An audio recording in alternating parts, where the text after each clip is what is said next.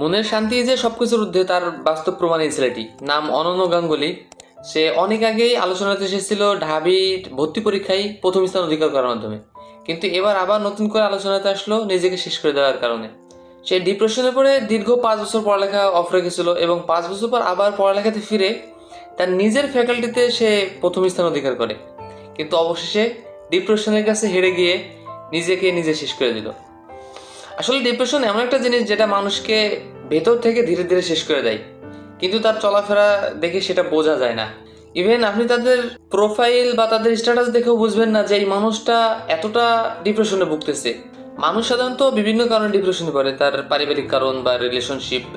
এখন যেখানে যে সম্পর্কের মধ্যে মনের শান্তি নেই, আমার মনে হয় সেই সম্পর্ক থেকে দূরে থাকাই ভালো। তাই নিজের যত্ন নিন, নিজের মনের যত্ন নিন এবং সব থেকে বেশি নিজের পরিবারকে সময় দিন। তাহলে দেখবেন নিজের মনের যে অশান্তি সেটা এমনিতেই দূর হয়ে যাবে।